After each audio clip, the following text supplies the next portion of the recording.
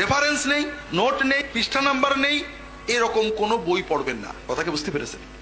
আল্লাযীনা ইসতামিউনাল কাওলা ফায়াত্তাবিউনা আহসানা, যারা কথা শুনে যাচাই করে ভালো কথাগুলো গ্রহণ করে। কাজেই ভাইরা, রেফারেন্স নেই, নোট নেই, পৃষ্ঠা নাম্বার নেই, এরকম কোনো বই পড়বেন না। কথাকে বুঝতে পেরেছেন? প্রথম কথা হলো প্রকাশক ভালো হতে হবে। সবকিছুর চেয়ে বেশি চুরি চলতে এখন বইয়ে। খুব ভালো একজন লেখকের নাম, বইয়ের নাম মাশহুর, ভিতরের কথা সম্পূর্ণ বাতিল, বই সেভে বিক্রি হচ্ছে। এই জন্য নির্ভরযোগ্য প্রতিষ্ঠান, প্রকাশক এবং নির্ভরযোগ্য আলেম। 3 নম্বর হলো লেখার ভিতরে রেফারেন্স থাকবে। 4 নম্বর, রেফারেন্স মাঝে মাঝে মিলিয়ে দেখবেন। আপনি বলবেন যে হুজুর এত কষ্ট করে কি পড়া যায়, বলবেন না তো ভাই, এটা আপনার ব্যাপার। আপনি যখন বাজারে যান আলু কিনতে, পেঁয়াজ কিনতে, মাছ কিনতে, ছাগলের গোশত কেনার জন্য, গরুর গোশত কেনার জন্য, 8-10 জন দোকানদার প্রত্যেকে ডাকে, হুজুর আছেন, ভাই আছেন, স্যার আসেন, ডাকে না? আমারটা ভালো, আমারটা ভালো বলে না?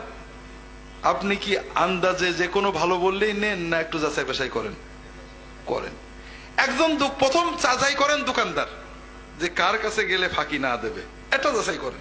এরপরে দোকানদারের কাছে যখন মালটা নেন, দোকানদার একেবারে পাল্লা দিয়ে তুলে দেয়, আর বলেন না, বেছে বেছে নেন, পেঁয়াজটাও বেছে নেন, না নেন না, পেঁয়াজের দাম বেশি না ইমানের দাম বেশি, এটা আপনার ব্যাপার। It is up to you.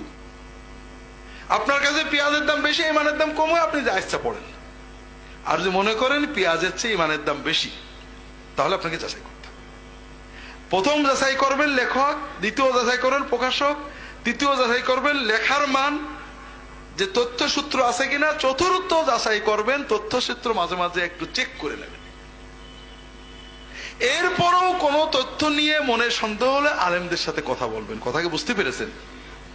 আপনি যদি মনে করেন না আমি এগুলো করব না, আলু যাচাই করব, পেঁয়াজ যাচাই করব, মাছ যাচাই করব, পুঁটি মাছ যাচাই করব, একবার খেয়ে বাগানে চলে যাবে সেইগুলো যাচাই করব, আর যেটা একবার খেলে অনন্ত জীবনে যাবে সেটা আমি যাচাই করব না, তাহলে এটা আপনার ইমানের ব্যাপার, আমার কিছু বলার নেই। আপনার জমি জমা কেনেন না? একজন এসে বলল জমিটা আমার, কিনে নেন, দলিল দেখেন, শুধু দলিলে কেনেন, দলিল দেখেন, পর্সা দেখেন, পিঠ দলিল দেখেন, একে বলে, আমি আবার এসব বুঝি না, RS পর্সা দেখেন, কি কি যেন বলে, SS পর্সা দেখেন।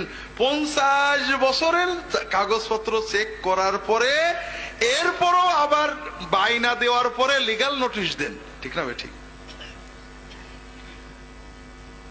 এই যে 5 লাখ 10 লাখ টাকার জমি কিনছেন, এটার দাম বেশি না ইমানের দাম বেশি?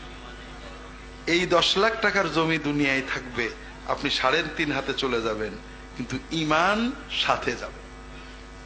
তো ভাইরা, 10 লাখ টাকার, 2 লাখ টাকার, 5 লাখ টাকার জমি কিনতে যদি এত দলিল চেক করতে হয়, ইমান কিনতে চেক করা লাগবে না?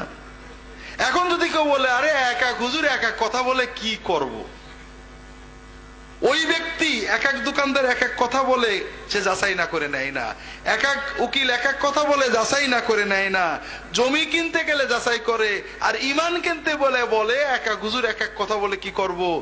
এটা তো আমার সাথে বিজনেস না, এটা বিজনেস মালিকের সাথে। আপনি তাকে যে কি বলবেন এটা আপনি রেডি করেন। কথা কি বুঝতে পেরেছেন? এই জন্য ভাইরা, অনুরোধ হলো ভালো সিরাতুন নবীর বই কিনবেন, পড়বেন, একাধিক বই পড়বেন, তবে ভালো লেখকের, ভালো প্রকাশকের রেফারেন্স সহ বই কিনবেন, অল্প অল্প করে পড়তে থাকেন। আল্লাহ তাআলা তৌফিক দান করুন, আমিন।